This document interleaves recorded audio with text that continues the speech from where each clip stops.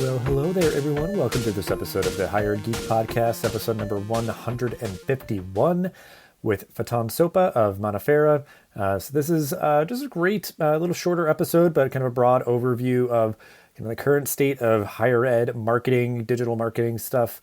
So Faton shares all of his expertise and points of view on kind of best practices, tips and tricks, and how to stand out from a crowded competitive field of colleges and universities. So I think it's good just generally for folks even not in marketing to kind of get a snapshot of where things are at right now and where they can best support their marketing colleagues. So great listen. Appreciate Faton's time. Go check out what they're up to over in the show notes. And after this brief message from our sponsor, this is episode number 151 with Faton Sopa. This episode is brought to you by Kitcaster. Kitcaster books you on top podcasts. How do funded startup founders attract prospects and talent? Podcast interviews. How do entrepreneurs with exits find new deals? Podcast interviews. How do C-suite execs differentiate in crowded markets? Podcast interviews. Kitcaster books you on top podcasts. Click the link in the show notes for a special offer. Celebrate good conversation. Alrighty, we are here exploring a topic that I've always kind of had a interest in, just, it's kind of a hobby really, of marketing and higher education. Definitely a really broad topic. We'll try to cover as much as we can here for our conversation today, but we will start out as we always do. Faton, if you want to introduce yourself and kind of go over your professional background of how you got to be where you are today. Yeah. Hey, Dustin. It's nice to have you and to be present on this show. Yes, I'm Faton Sopa. I'm the CEO and co-founder of Manaferra. Manaferra is a search engine optimization agency that helps universities and colleges get more brand visibility and more relevant traffic from search engines, but as well as more conversions. So we help higher education institutions get more enrollments from search engines. We've been in this business for more than 7 years now. We work mostly with businesses, colleges, universities in US, but as well as in Switzerland. We do content marketing, link building, digital PR, SEO. So we are focused on that one. So we are a full service SEO agency, basically. Gotcha. Well, and I guess how did you kind of like get into this work? I don't know if it's something that you've always done or and then maybe just specifically in higher ed. Yes, no, actually we have started this business like 7.5 years ago as a digital marketing agency. And we used to offer like almost all services in the digital marketing sector, like email marketing, social media, web development, and you name it. And then by the time we understood that if you want like to grow and scale, like we need to focus. And that's where we came that like we were best at search engine optimization. And then we removed all services and we fired some of our clients and we focused only on that. And we've been doing this like the SEO only for 3.5 years. We used to work with many industries in the past. Now we are mostly focused in higher education, but we as well offer services for publishers and e-commerce websites too. But our main, a big part of our portfolio is with higher education institutions in the US. Gotcha. Yeah, because I know it is kind of like a specialty focus. I mean, I guess a lot of industries kind of have their own quirks and everything when it comes to marketing, but I guess just to kind of give like a baseline context, you've been working focus on the space for a little while now. How would you explain the current state of higher ed marketing, like anything that's sort of trending right now? Because I mean, it's been a very weird past 2 years. Yeah, I don't know definitely. if that's changed things or what, but yeah, what are you seeing? Yes, the pandemic has changed a lot of things in the higher education, but as well as in other industries. But regarding higher education, it has fostered the adoption of digital marketing channels more into the marketing strategies of colleges and universities. We are seeing changes in the way the social media and on the way the paid advertising and content marketing and marketing technologies, how they are used in higher education. There are a lot of changes happening as well as on the budget side. And working with higher education for, in fact, many years, we have seen changes on the way that they are investing in digital marketing.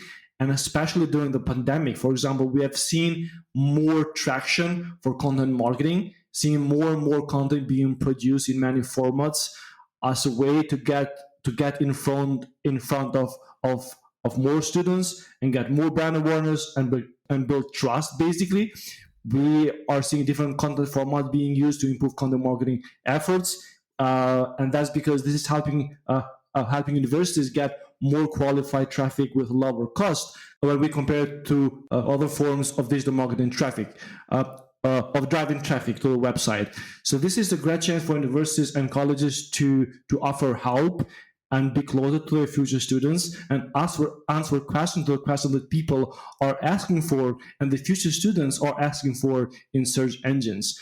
A trend that we are seeing is that businesses are investing more and more in content marketing. And according to recent research that has been done by CMI and by Content Marketing Institute, is that businesses are expecting to have in fact 66% of businesses are expecting to have an increase in investment in content marketing budget for this year in 2020. And this means a lot for marketeers, but as well as it means a lot for students, because now students will be able to find more answer for the questions they are asking for in search engines regarding programs and schools and the benefit of is degrees, of an X degree, or jobs that they can find if they get a bachelor in business administration, etc. So the the business of content marketing in higher education is growing, and this is we expect this is going to grow for many years to come. We also a trend that we have seen is regards search visibility and how universities are investing in search marketing, because search engines are still an important source of traffic for websites.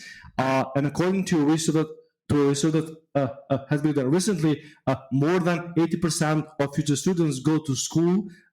More than 80% of future students go to Google to search and ask questions regarding programs, universities, and many candidates that are finding there are actually helping them to take a decision and to choose a program or school to help them get a career that they have been not dreaming of. So search is something that schools are investing a lot, but there is a lot of opportunities upon the market, and the trend is upwards. And that's because more and more people are going to Google to search for degrees and to learn more about the schools and to help them take the decision. Because for a decision to be made, to have a degree, that takes years. It takes about 2 years for a student to take a decision to go to a school. So this is a time sensitive and it's time consuming process. So schools needs to be there and make sure that their website is present to get more relevant traffic to their website. Another trend that we are seeing is that more and more schools are using short-term videos like the one that you see on TikTok, because that's helping universities and colleges be more close to their students, but as well as engage with them on a daily basis. And considering that the future of higher education will be Generation Z, then this is the place to be. Platforms that are having the majority of their traffic coming from Generation Z, it's a target of interest for universities and colleges, and we're going to see more and more universities using this kind of channels. Yeah. I mean, I've just personally gotten into TikTok a lot over the past year, and yeah, I mean, there's just so much activity happening there. Definitely. But yeah, I mean, and it does, that's sort of liberally kind of just in, the realm of content marketing, and I think traditionally folks might think of that more as just sort of posting content on a blog or maybe some of the more traditional social media platforms. But yeah, I mean, just because there's an absence, you couldn't do a lot of the more traditional in-person fairs or tours or these sort of things. Yeah, having to leverage digital marketing strategies that much more. And kind of invest more in the things that maybe you were doing before, and then try some new things because you couldn't do some of the stuff that you had done? It doesn't mean that you need to stop investing in other channels. You just need to have the right marketing mix to make sure that you are on the channels that your audience is,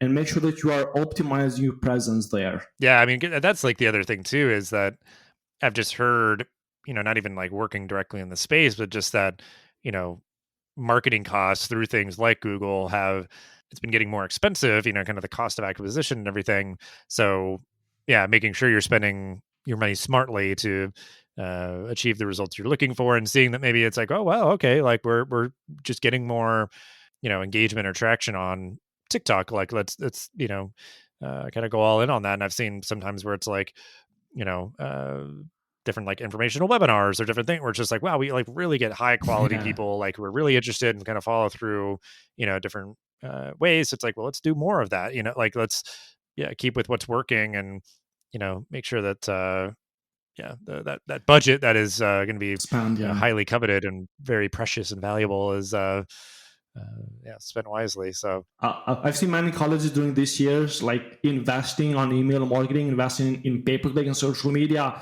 but as well as in other offline channels, and not doing the right thing when it comes to tracking the return on investment and measuring the progress.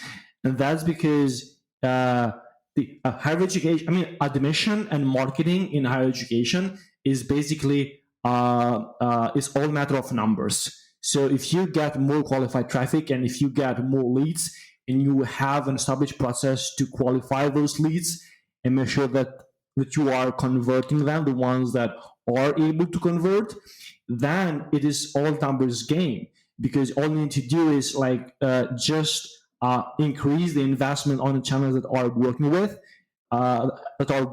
get more qualified traffic there, and then more leads, and basically just on converting them down on the funnel. And it all comes to on the numbers that you are generating, as well as how good you are optimizing the platforms that you are using. well, yeah, and you kind of are hitting on some stuff I wanted to ask about, which is great. Because you already kind of highlighted and outlined stuff about the value of search. And like, I even just like personally, I was searching for a certificate program for myself the other day, and I Googled it. So like, Yeah, of course. and just seeing too, where it's just like, oh, okay, there's like 8 sponsored results, like just like stacked at the top on every page and Yeah. stuff. So it's just like, yeah, like that's like the tough thing. Like you're competing and you have to, I'm sure some places rely very heavily on that, but if like somebody can't, kind of differentiate, between the 8 different sponsored posts, like it's all these other things that you're talking about where it's like, yeah, they maybe have needed to see you through some other avenue. So you do need to kind of, not put kind of everything into one basket. It's, you got to kind of keep a diverse strategy for sure. So I think, with all this being said, like, because I want to break this next question down kind of twofold. So, advice that you would give, like anything, like to kind of make it as kind of precise as possible. So the first portion being, the marketing professionals in higher ed. So they're the ones who are making these decisions about the investments that they're making and, what aren't they going to do and all that, what advice would you give them? And then I want to kind of talk about advice you'd give to other folks too. The first thing that I would address is to know your audience. Basically, I've seen many marketers, especially higher education marketers, marketing their services. In fact, their products, because at the end of the day, it's still a product, I think, to marketing on channels where they have no clue or have little clue about who your audience is. So my advice is first invest on understanding your audience, understanding their behavior, what they do, what they like, what channels they visit, why they visit. So what podcasts they hear, what content they read. So what this changes on different periods of the year, and what the competition is doing, what you are doing there. So basically, it's audit everything that is in front of you and then go in depth. That's because this will help you to take better decisions that you would use on your content marketing strategy, on your SEO strategy, on your pay-per-click strategy, and all other strategies on digital marketing channels. and help you get most out of all these channels. So knowing your audience is the first thing, investing on it. Then, so once you have a clear idea about your audience, your personas, about their beliefs, about their behavior, then you need to go like more in depth to make sure that you are targeting all your audience and all personas during each phase of the decision making. So I've seen many marketers advertising or creating content only for top of the funnel, which is great, but it's just not enough. And the reason for it is that, like, for students like to take a decision to go to a specific school, it might take them 1 to 2 years. So that means they have raised many questions until they come to final choice. And you want to make sure that you are present during each phase of the decision making, being it on top of the funnel with informational and educational content, or being it at the middle of the funnel with consideration content that helps them, like, say, compare one program versus another program, but as well as help them decide about a specific degree. So for example, if a student is at their first journey, at the first phase of the decision making process, they are more likely to like search for more general question on Google, like for example, MBA jobs or MBA benefits. So this stage, they still haven't taken the decision to go for an MBA degree, and you want to make sure that you are providing all the questions they are asking on this phase. And then once they move along to another phase where they are considering, let's say, MBA master in computer science versus master in information technology, then you need to make sure that you are providing the answer that they are asking, like during that specific phase, and then helping them like to convert if they're ready and when they're ready to take the decision to go for an MBA degree in DC, for example. So whenever they are ready to search for a specific degree in a specific like location or online, you need to make sure that you are present during each phase of the decision making, and you need to have the right mix in place. So on the other side, I've seen many marketers investing most of their efforts and investment and budget to produce content that targets only student at the end phase, at the bottom of the funnel, which again is good, but it's not enough because not many students are ready not taking the decision yet. So you need to make sure that the all investment and the content that you are producing is actually aligned with the intent of the user at that specific phase of decision making. The other advice I would give is be obsessed with tracking performance and return on investment. Basically, knowing where your investment is going is one thing, but knowing what's making the difference is another thing. And that would change things for good and bring you the growth that you are looking for. That's because tracking performance will help you have a clear idea if you have followed a type process and you really know what you're doing in terms of tracking the performance. This will help you know what is generating the return on investment, what's working and what's not, and then adjust based on performance. And this way, like, you will become better marketeer, but in the same time help the university and help the college that you are working with for to have more enrollments at the end of the day. Because I believe their mission, like the mission of universities that offer all the degrees, is to provide the best education possible. And the best way to do it is to get more enrollments and more students. So as long as you are tracking performance and you are linking it to return on investment, you are on the right path towards making good impact for the university you are working for. I feel like the big takeaway for this episode is just like, being really conscious of where you're spending your money. Because I think like there are, there's like a lot of sort of like discourse and advice and sort of like proven sort of strategies out there. Obviously, still really matters how you execute on them, but uh yeah, like it can't be sort of this static, set it and forget it, Yeah, kind definitely. of way of doing things anymore. Like you do just really have to keep on the pulse and how are things performing, and yeah, nurturing people through every stage of that decision making process. And yeah, I mean it's a big Yeah. decision, and Mm. people will take their time, but if you're kind of kind of helping to nudge and guide them along, providing kind of valuable and relevant information, then that's as much as you can do. Yeah. But the other part of the question, if may just be a briefer kind of like answer, as much as you can speak to it. But like, there's obviously the people who are doing the work every day, those marketing professionals in higher ed, but then everybody else, the people who are working in, admissions, enrollment, student support, and, faculty, like anything, I guess, that comes to mind for you, like everybody else that's sort of like, hopefully sort of benefiting from the efforts of, the marketing team and everything. Any advice Mm. that you'd have for them in terms of their perspective on marketing, or maybe how they can best help their colleagues who are doing the work every day with their unique vantage point. Any thoughts on that of like everybody else that's not the actual, marketing professionals in higher ed? Aligning the goals between all relevant departments in the higher education is something that needs to be taken care of. I've seen many universities losing their game just because their head of department and their team are not working towards achieving the same goals. I've seen admission directors, marketing directors, and operations managers of colleges working towards achieving different goals and not aligning.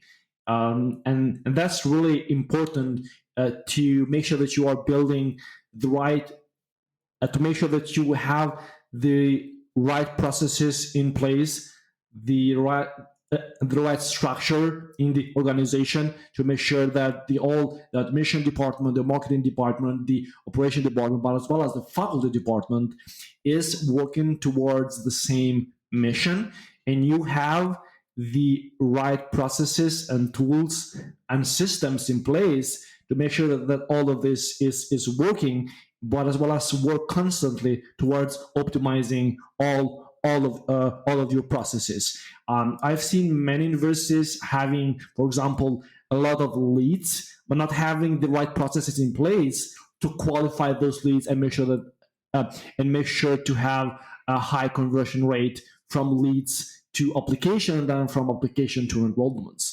So my advice there would be to make sure that you are working towards the same goals and have the right systems and processes in place to make your work more efficient and achieve your objectives. Yeah, like with that, like it's to the other points that you're making about like measuring performance. I think the marketing professional, they can kind of focus on Mm. drafting the content and doing all the design and everything, and get a lot of great support and insights from the admissions team, where they can say, yeah, like, hey, we're getting a lot of leads but not as many are qualified, maybe we need to like do this or that, or they can help to kind of relay that information, and maybe like give it a little bit more context or something.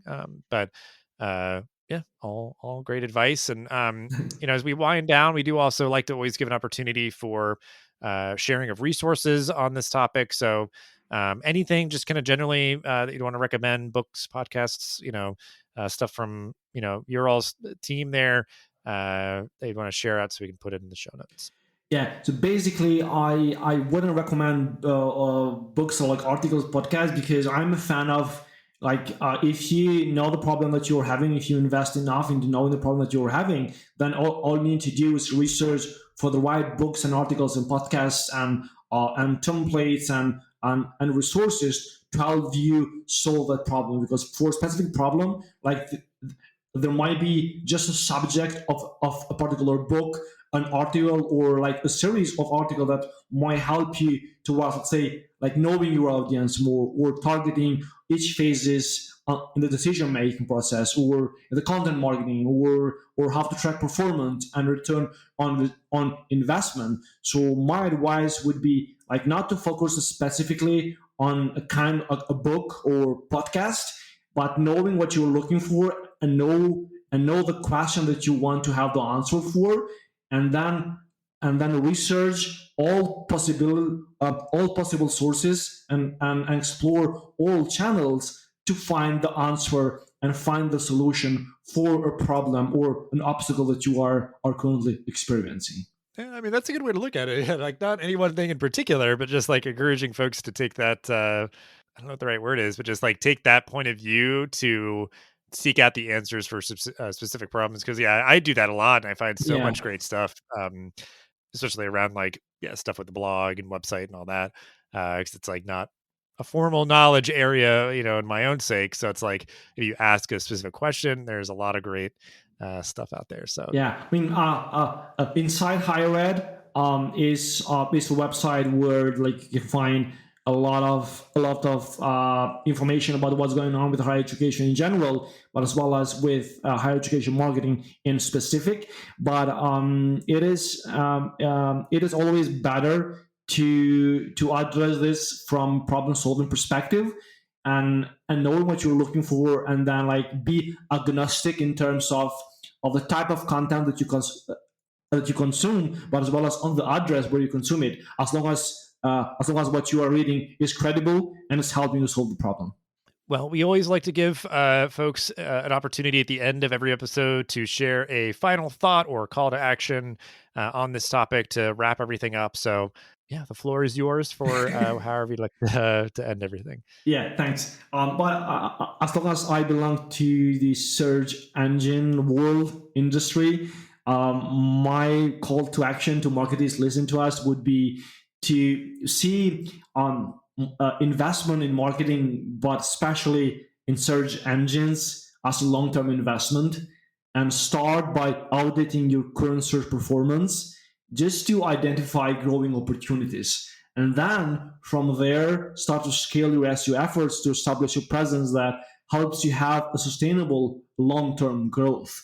So it is very important to have a long-term perspective on the investment that you do in content marketing, because if you invest something now on content marketing and you produce, let's say, like 10 or 20 articles per month that are targeting or based on a proper strategy, then you might expect to see results within the next 3 months, or within the next 6 months. So as long as you are tracking performance, and you are working based on a strategy, and you are always open to iterate and to improve what you are doing, then this will help you grow on the long term and have a sustainable growth.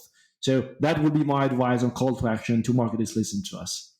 That is a great place to end it. Yeah, I mean, we'll have ways to connect with you and your team's work in the description for this episode, as always. But yeah, I mean, it's a great insights. I think this is just a really good reminder. I mean, honestly, for everyone, just like, whatever strategies you're employing to be measuring that performance, be mindful of, the investments that you're making, and if they're achieving their goals, and, making sure that those goals are consistent across different departments and teams and everything. But Yeah.